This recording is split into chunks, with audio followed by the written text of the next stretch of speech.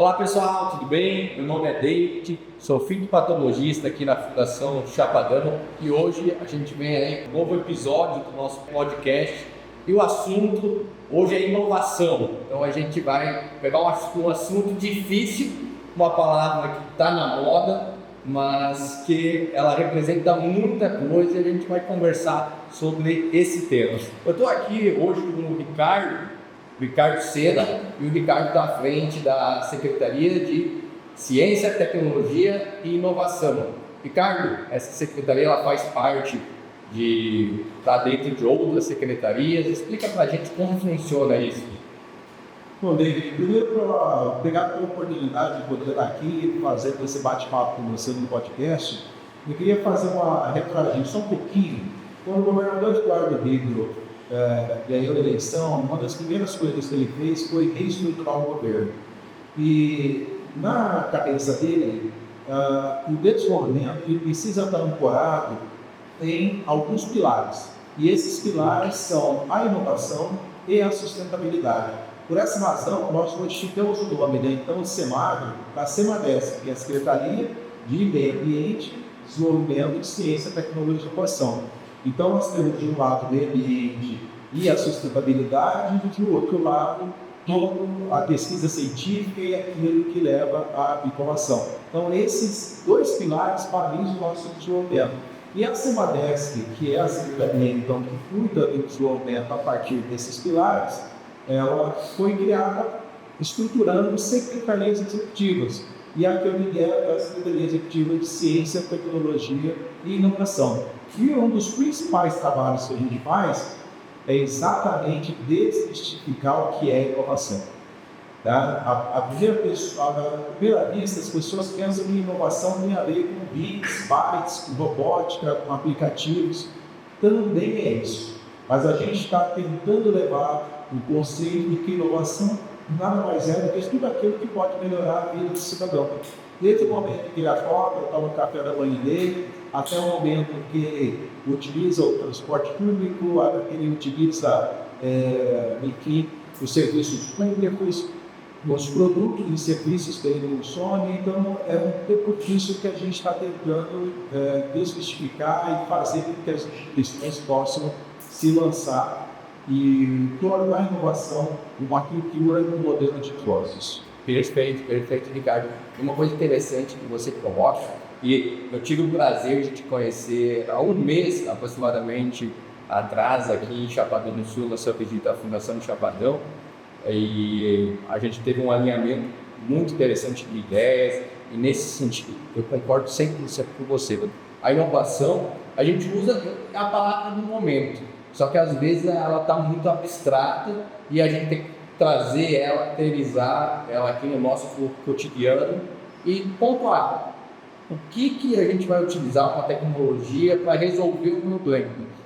E nesse sentido, eu queria que você pontuasse para a gente algumas medidas, alguns segmentos que você vem trazendo aqui para a região do Mato Grosso do Sul como um todo, pensando nisso, em inovação para resolver problema, inovação para a gente usar no dia a dia. Até a gente teve aqui, alguns minutos antes, a apresentação de alguns PICs aqui no nosso stand aqui acima, e trazendo isso também, que a gente está aplicando, o que a gente está vendo aí no futuro, a curto prazo, a longo prazo, que a gente pode trazer aí alguns spoilers.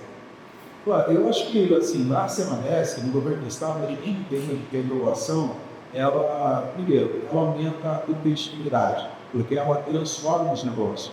Ela traz novos modelos de processos, traz novos serviços, novos serviços, novos modelos organizacionais, modelos de marketing, e isso precisa virar uma cultura.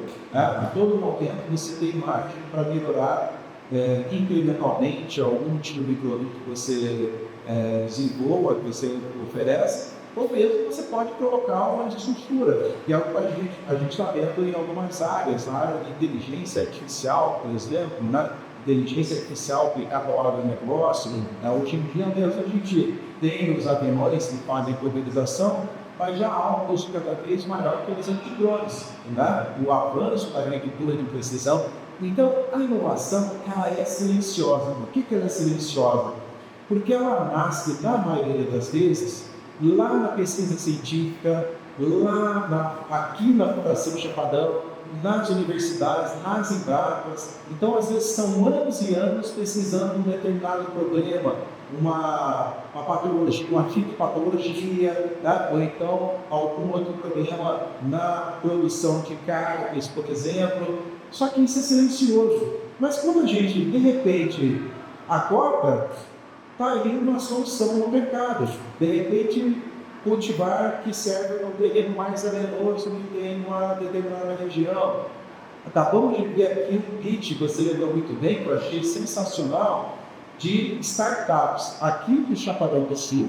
Uma trazendo uma solução para a mobilidade urbana, que serve não somente para Chapadão, como várias cidades, né? É um problema, mobilidade é um problema nacional, né? Uma outra solução de conexão de prestação de serviços e uma empresa, uma startup na área de biotecnologia. É isso que a gente quer, é isso que a gente quer estimular, é trazer novos padrões que agregam valor, que facilitem a vida das pessoas, e isso não tem jeito. A gente só consegue por meio dessa conexão institucional. Nós entendemos que é extremamente importante o papel da academia, o papel das instituições de pesquisa. A gente, inclusive, tem falado, né? A gente evita um pouco o termo mais estrangeiro, mas a gente procura apoiar muito as Deep Techs. Quem são as Deep Techs? São as startups, ou seja, as empresas inovadoras, cujos produtos e serviços são resultado de pesquisa científica pesada, robusta, de longo tempo, né?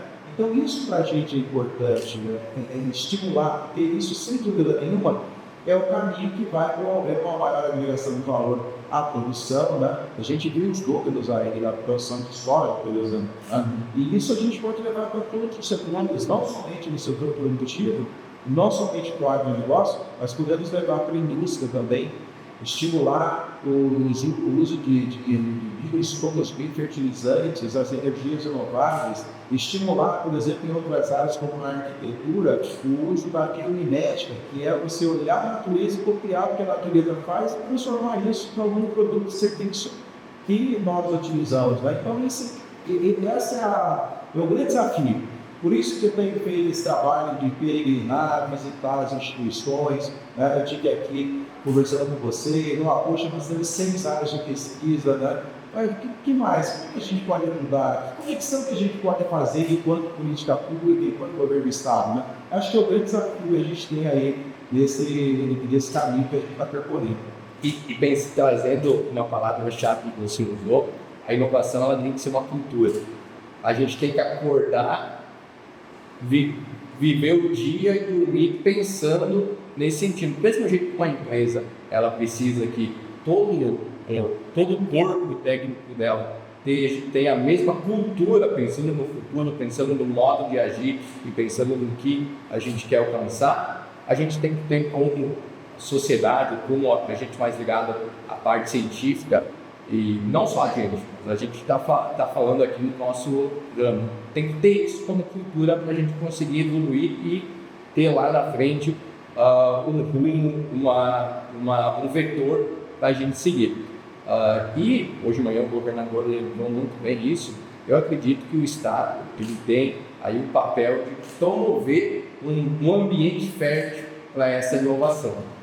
Para que isso, como você bem contou, ele nasça dentro de uma universidade, dentro de uma Embrapa, depois de 10, 12 anos de trabalho, então não é muito rápido esse processo, a gente chegue perto de um produto acabado e aí a gente consiga colocar isso como uma solução, um serviço, um produto no mercado para resolver uma dor, um problema.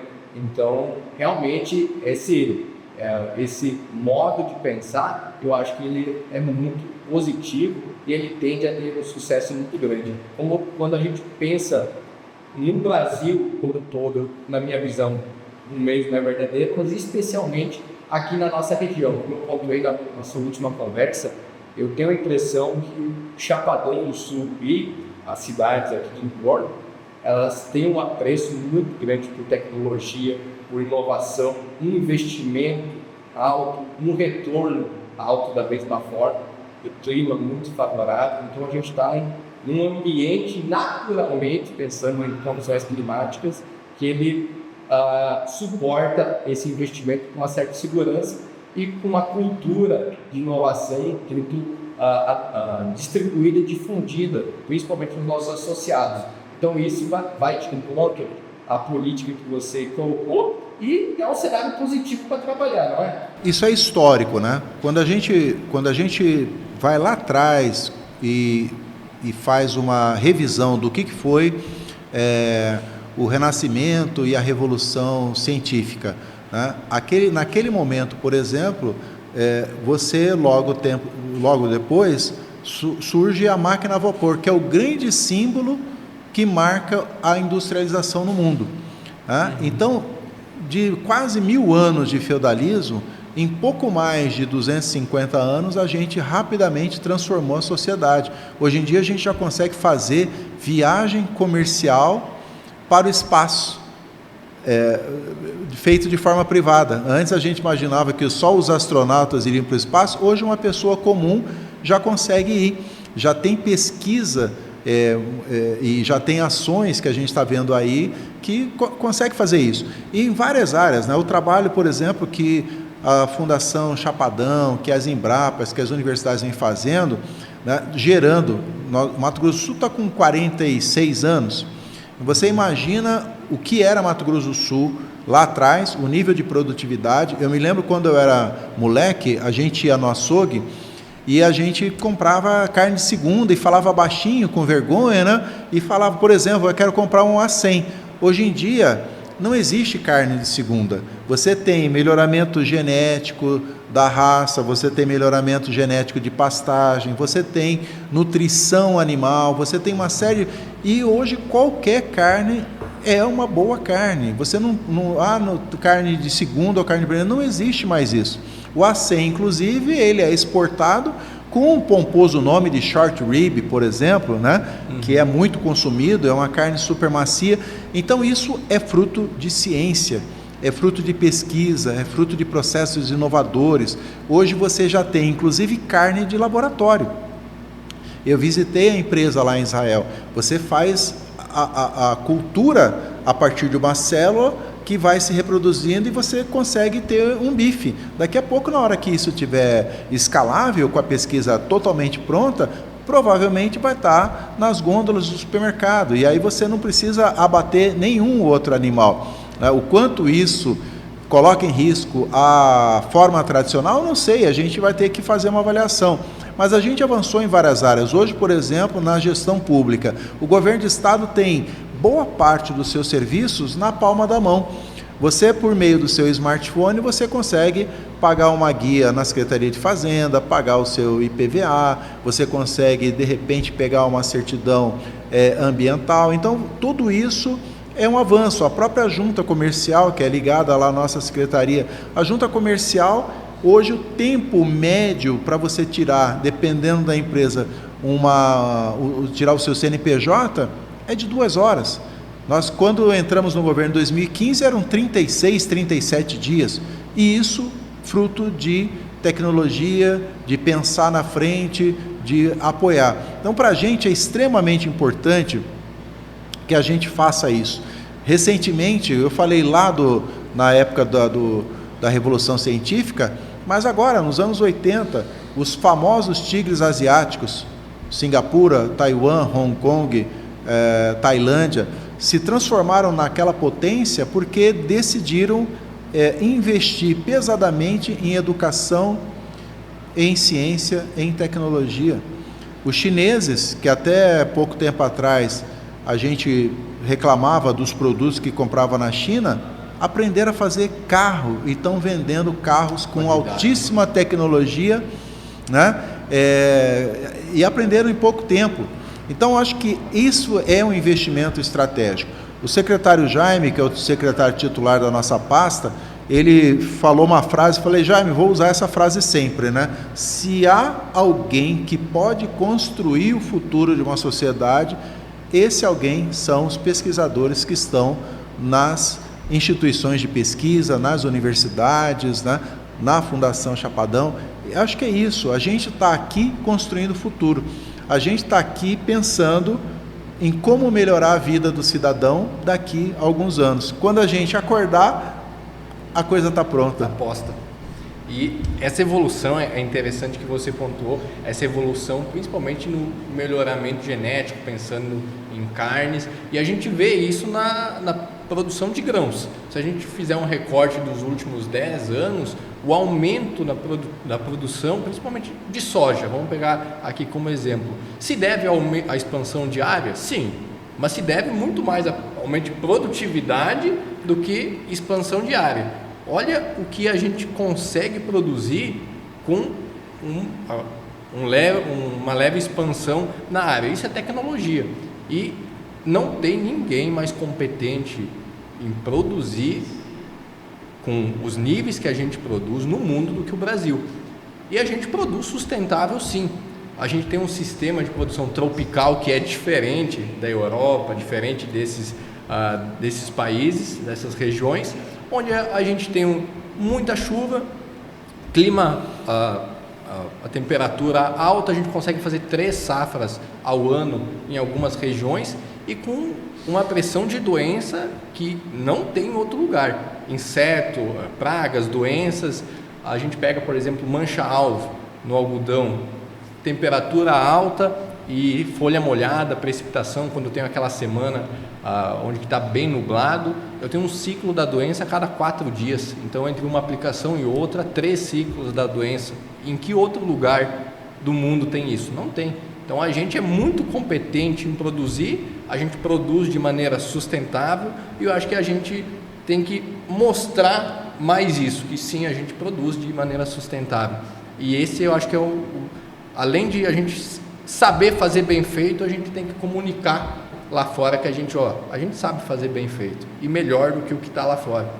Eu acho que esse problema de comunicação a gente precisa superar. A gente de fato aprendeu a fazer as coisas, a gente produz com nível de sustentabilidade e inclusive no governo do estado, dentro da Semadesc, nós temos vários programas cujos protocolos na área de sustentabilidade são bastante rígidos, né? Então a gente precisa só mostrar que a gente está fazendo isso. Agora, uma outra coisa importante também, por isso a gente está apoiando muito os ecossistemas de inovação, é aproximar mais as empresas das instituições de pesquisa. Tá? Aqui na Fundação Chapadão você já tem um relacionamento direto aí com o produtor rural, mas em outras áreas a gente precisa fazer essa aproximação, até porque essas empresas elas podem inclusive cofinanciar pesquisas, porque hoje no Brasil boa parte da pesquisa científica, 95% é produzida nas universidades públicas. Então depende muito do dinheiro público. E o dinheiro público, muitas vezes, ele necessariamente precisa ser dividido em todas as demandas que a sociedade tem. Então você tem necessidade de ciência, tecnologia, de inovação, mas você também tem necessidade de transporte público, de saúde, de educação, de infraestrutura. Então quando você coloca tudo isso dentro de um bolo para fazer uma divisão, às vezes essas áreas que são estratégicas, que são portadoras de futuro, elas podem ser penalizadas. E é importante que o setor privado possa ver o papel, né, que a ciência tem para, de repente, ajudar a cofinanciar. A gente vê isso nos outros países. A gente está vendo isso, por exemplo, Estados Unidos usa um modelo muito forte das empresas privadas financiarem e terem uma relação com as instituições de pesquisa para produzirem determinados produtos. E não precisa ir muito longe. A gente tem um exemplo aqui. Uma empresa de cosmético americana fechou uma parceria com o CDB e a CDB conseguiu, por meio de processos biotecnológicos, produzir hoje um dermocosmético que está sendo vendido nos Estados Unidos e Europa com bastante sucesso. Então, acho que quando você traz o governo, né, as prefeituras, a empresa privada, as instituições de pesquisa, e todo mundo senta para conversar, de repente você consegue vislumbrar melhor o papel que cada um tem, como que a pesquisa pode ajudar a empresa, como que o governo pode ajudar a criar, de repente, menos burocracia, facilitar mais processos, né? Muitas vezes não é só por meio da tributação, às vezes um incentivo, né? Um edital que você estimula para uma determinada área, um laboratório que você financia para fazer determinadas análises, já é algo que pode já promover grandes avanços para a sociedade como um todo.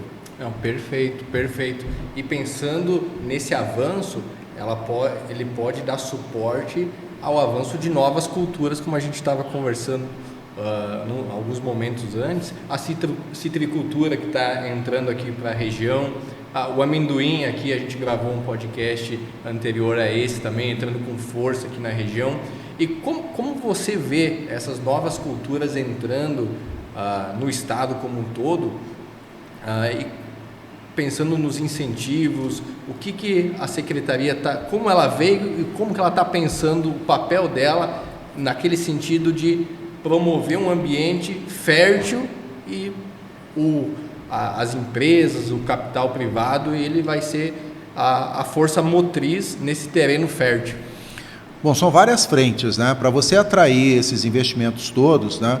O investidor, ele olha, por exemplo, infraestrutura. Então, a gente está fazendo uma série de investimentos em recuperação das nossas rodovias estaduais. O governador anunciou que hoje nós temos 17 aeródromos, né, ou aeroportos municipais em construção, em reforma, né? A gente precisa ter a infraestrutura social. Quando vem um investimento para uma determinada cidade, tem que ter saúde, tem que ter educação, tem que ter lazer. E fora isso, você tem toda uma construção de programas auxiliares que possam ajudar a fixar aquele investimento aqui. Mato Grosso do Sul hoje criou essa ambiência de forma muito positiva. Então hoje o governador anunciou, nós temos hoje em carteira 70 bilhões de reais em investimentos privados. Isso não é pouca coisa. Eu acho que talvez seja um dos estados que mais tem investimento privado hoje sendo realizado. Para a gente isso é importante, porque nós éramos conhecidos como, logo que o estado nasceu, como o estado do binômio soja e boi. Somente. Hoje em dia você tem todas essas culturas que estão chegando. Então você tem o eucalipto, você tem a soja, você tem o milho, né? Você tem a citricultura, você tem, enfim, N outras opções, o amendoim, né? Você tem N outras opções, a indústria tem se modernizado, a indústria tem feito esse papel muito forte dessa agroindustrialização, o setor de serviços vem se modernizando, trazendo inclusive tecnologias, seja elas tecnologias de gestão, tecnologias de produção. Eu acho que esse esforço é um esforço importante que o Estado tem feito. E começa, inclusive, com a lição de casa. O Estado tem que estar bem, suas contas têm que estar bem, né? A máquina tem que estar enxuta. Essa é uma premissa do governador. Nós precisamos economizar com a máquina para poder fazer os investimentos que a sociedade precisa. E os investimentos estão aí, estão sendo realizados nessas áreas que possam atrair o setor privado em todos os segmentos. Na área do turismo, a gente tem recebido também vários empreendimentos em algumas regiões do estado, né? Então, acho que esse esforço é importante, porque no final das contas, quem efetivamente gera oportunidades, gera renda, gera emprego, são os investimentos das empresas em cada um dos seus setores, seja no setor serviços, no agro ou na indústria. E é muito mais flexível, é muito mais dinâmico você tirar toda a responsabilidade desse investimento, de gerenciar ele do Estado e passar para a empresa privada, e o Estado promove novamente o ambiente. É muito mais dinâmico, o volume é maior, muito mais constante, porque eu, como passei um tempo dentro da universidade, no meu mestrado e doutorado, o financiamento público, ele não é constante, um ano sobe, outro ano, se você depender, o recurso desce. Tem essa questão de ano de eleição, às vezes fecha a torneira, abre a torneira. Então, se você tem essa proximidade com o setor privado e tem um trabalho realmente sério, pensando em resultado, em resolução de problema, é muito mais dinâmico, é muito mais rápido, é melhor de trabalhar na minha experiência. Então, eu acho que é esse o caminho certo. Nessa área, inclusive, de ciência, tecnologia e inovação, nós deixamos essa pavimentação mais duradoura, né? O governador deu a missão e nós, por meio da secretaria, fizemos o diálogo com vários atores e fizemos a minuta da nova lei de inovação do Estado. O governador sancionou, está aprovada e publicada desde janeiro desse ano. Então, ali a gente cria o Sistema Estadual de Ciência e Tecnologia, a gente cria o Fundo de Ciência e Tecnologia, né? Então, a gente ampliou essa governança, então a gente pavimentou.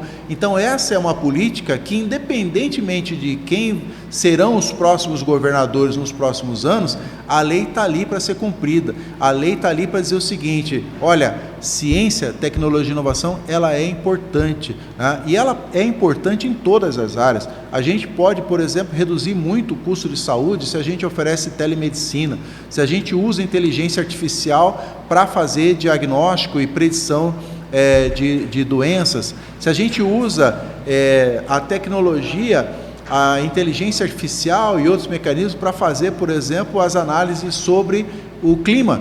A gente está sofrendo com mudanças climáticas, né? Hoje mesmo foi colocado, o sul do estado passou por um problema e a produtividade, no caso da soja, caiu drasticamente. Então, peraí, como é que nós podemos fazer esse uso? E aí é importante deixar consignado isso em lei, sabe? Você falar o seguinte: não, precisamos investir nisso porque a gente avança com mais segurança. A gente falou da China, eu falei da China agora há pouco, né? A China, ela está dominando várias áreas. Ela quietinha investiu pesadamente, domina todo o mercado de placas solares no mundo, né? Domina hoje, é a líder na produção de energia limpa, né? E tecnologias limpas. Que hora que a China fez isso? E pensando em produção científica, artigo, também é a líder, muito à frente dos Estados Unidos, por exemplo, muito à frente do Brasil. Muito à frente do Brasil. Então, eu acho que o grande desafio que nós temos é sensibilizar toda a sociedade. E essa pavimentação que você colocou é muito interessante, pensando na estabilidade de resultado, mas pensando em motivar a carreira nesse lado científico, tecnológico, inovador, tanto de quem está aqui hoje no mercado de trabalho, tanto de quem está começando hoje a pensar em fazer um mestrado, um doutorado, uma graduação em robótica, alguma área envolvida nesse cenário que ela vai ter condição de trabalhar propriamente na área de especialização. Você garante o profissional, não vai ter evasão dessas mentes depois de formado para os Estados Unidos ou outro local, e você garante aí uma estabilidade de resultado, de soluções que vão sair dessa linha de montagem e vão chegar no mercado. Nós criamos um programa chamado PICTEC, que é o Programa de Iniciação Científica e Tecnológica para estudantes de escolas públicas do ensino médio, com essa perspectiva de, primeiro, estimular o aluno a ingressar nessa carreira de pesquisador, fazer com que ele passe a gostar de uma carreira científica e ele, ao invés de abandonar por pressão da família, que precisa da sua manutenção, precisa aumentar a renda, né? Ao invés de ele largar os estudos antes de terminar o ensino médio ou depois que terminar o ensino médio, estimular para que ele continue os seus estudos. Né? Qualquer que seja o curso, e a gente quer depois apoiar também esse aluno na graduação para que ele possa fazer de fato o mestrado, fazer um doutorado. E eu sempre costumo dizer o seguinte: quem faz mestrado, doutorado, tem uma ideia errônea de que é para ser professor. Não é. Totalmente. Não é. Mestrado e doutorado é uma qualificação de altíssimo nível que qualquer profissional pode ter. Você não necessariamente precisa terminar o mestrado e doutorado para ser professor. Você pode virar pesquisador, você pode virar pesquisador numa instituição privada, você pode virar pesquisador numa instituição, numa empresa, tem várias empresas, grandes empresas, que têm seus departamentos de pesquisa e desenvolvimento recheados de doutores. Aqui no Mato Grosso do Sul a gente tem várias outras empresas pelo Brasil, têm os seus departamentos de pesquisa, e fora isso você pode ter a sua titulação em qualquer setor que você vai atuar, né? Pode abrir uma startup. Pode abrir uma startup. Como você afunila a sua formação, você começa a ver gaps onde não falta uma solução.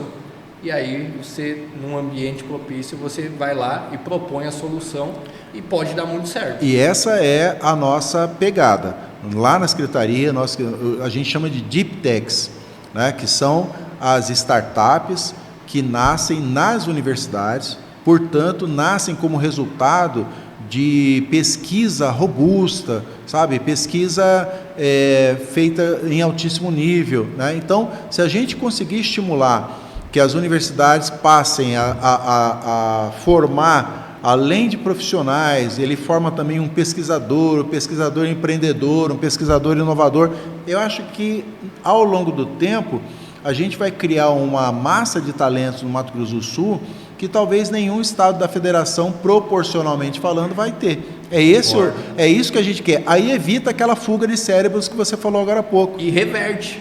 Tendo o ambiente, você puxa, no primeiro momento, dentro da unidade federativa, você vai puxar dos outros estados e, no segundo momento, de outros países para cá. Então você consegue devagar, claro, num momento mais avançado, reverter essa fuga para um refúgio. Em todas as áreas, isso eu quero reforçar, porque às vezes a pessoa fala, puxa, mas é só na área da agronomia ou na área da biotecnologia. Não, eu vou dar um exemplo muito simples. Vamos pegar a geografia.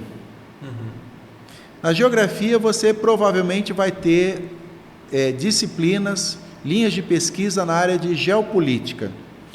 Hoje, nós precisamos muito desse profissional, porque a gente está vendo a nova gestão dos Estados Unidos, falando que vai anexar Canadá, falando que vai retomar o canal do Panamá, sobretaxando outros países. Espera aí, o que está acontecendo?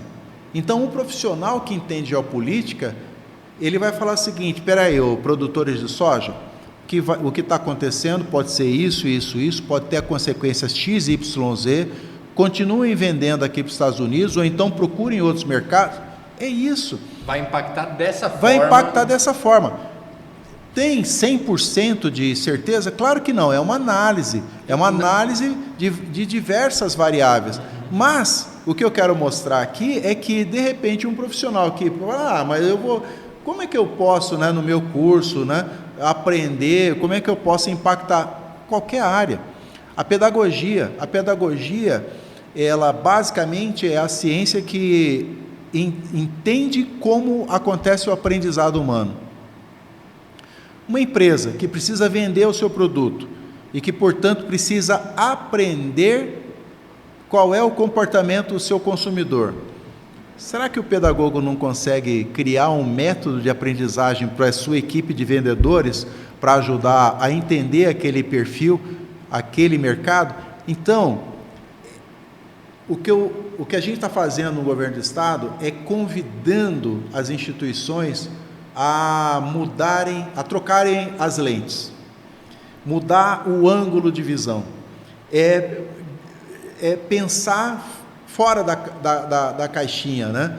É tentar pensar numa construção de futuro. É não olhar aqui para o próximo passo, é olhar lá na frente. Isso é um trabalho difícil, mas a gente está tendo bons resultados. A gente está conversando muito com as instituições, né? A gente esteve aqui conversando com a Fundação Chapadão há menos de um mês, né? A gente está conversando direto com as universidades. Agora nós estamos fazendo um diálogo com startups, né? Para as startups também saberem, peraí, quer dizer que tem um problema assim? Peraí, será que eu não tenho uma solução que possa resolver? Então acho que a gente está fazendo um caldo que vai ficar bem saboroso, viu? E uma coisa que a gente tem que, eu acho que superar é o sentido de que, eu ser gestor de uma startup ou iniciar uma história de doutorado, não é para mim. Não, é para mim sim, eu consigo. Tem um problema? Eu imagino uma solução, por que não tentar? A Uber, o iFood, tudo nasceu de uma ideia. A diferença foi que eles insistiram na ideia e na solução deles. Então eu acho que a gente tem que, o início dessa mudança de cultura é bater no peito e falar, não, é para mim, isso aí é para mim sim. Você tem toda a razão. Tanto é que a nossa camiseta que a gente usa nos ecossistemas de inovação, ela tem as palavrinhas ciência, tecnologia, inovação e empreendedorismo. Porque, na verdade, uma das coisas que as universidades, em geral, tirando os cursos da área de negócios, mas, por exemplo, na medicina, na farmácia, nas engenharias, você não vai quase ouvir falar de empreendedorismo. Tá? E empreendedorismo não é necessariamente só para você aprender como faz a gestão de uma empresa ou abrir uma empresa. Empreendedorismo, eu acho que é muito mais um conjunto de competências e habilidades que você adquire para fazer a gestão da sua carreira. Você pode ser empreendedor sendo um pesquisador de uma instituição. Mas como assim, Ricardo? Você vai ser aquele pesquisador que vai olhar o mercado e vai achar aquela lacuna, falar, aqui eu consigo ajudar, com o conhecimento e talento que eu tenho, eu posso dar uma contribuição nessa linha, e de repente naquela área você vira referência. Isso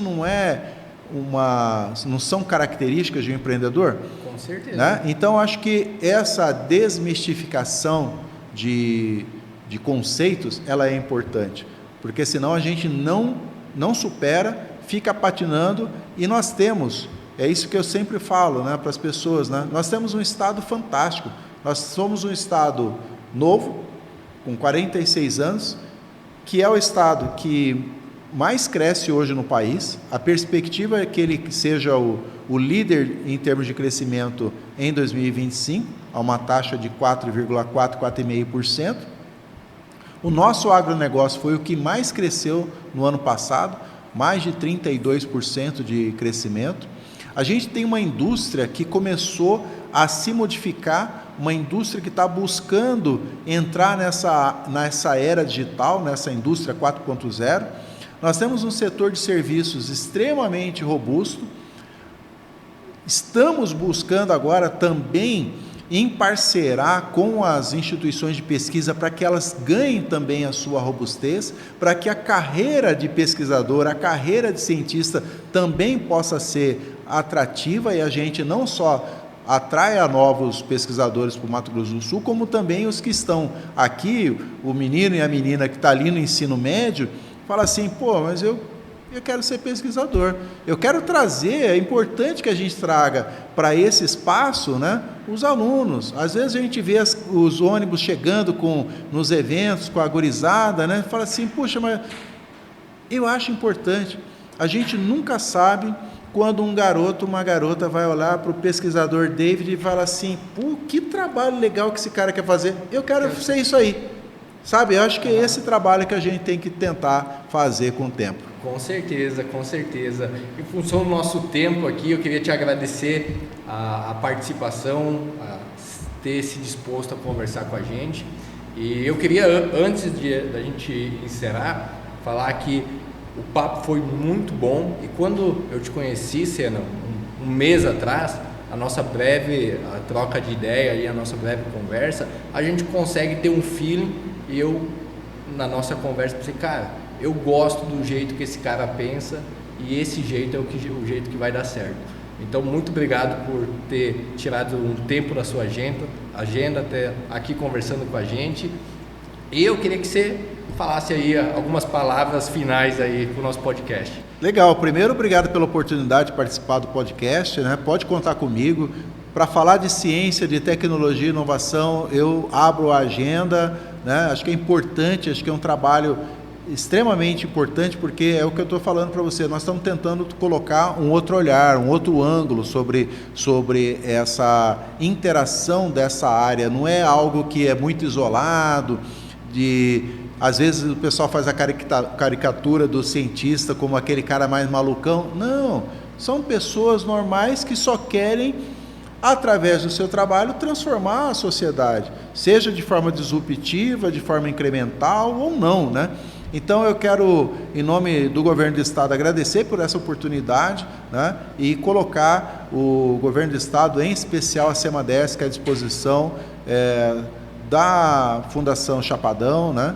A gente já tem feito vários trabalhos juntos, mas a gente quer adensar essa relação, a gente quer, na verdade, trazer toda a academia junto, né, para a gente poder fazer um trabalho bem bacana, né, e sucesso. Parabéns pela Tecnoagro, é um evento, eu já vi em outras edições, mas é um evento que cresce cada vez mais e, mais do que isso, né, está trazendo resultados concretos, frutos de pesquisa científica, né, e acho que a Fundação Chapadão, acho que ela cumpre um papel essencial em transformar essa realidade aí do estado por meio do trabalho que vocês vêm fazendo. Parabéns a todos vocês. Muito obrigado em nome de todos, né? São muitas pessoas envolvidas aí e realmente o pessoal, e a gente está muito feliz com o resultado. A gente tem mais 2 dias de feira aqui, então todos vocês estão convidados e a gente fica por aqui com esse podcast e eu queria convidar você novamente a se inscrever no nosso canal, acompanhar nossos vídeos e a gente logo vai retornar com um novo episódio desse podcast. Muito obrigado e até mais.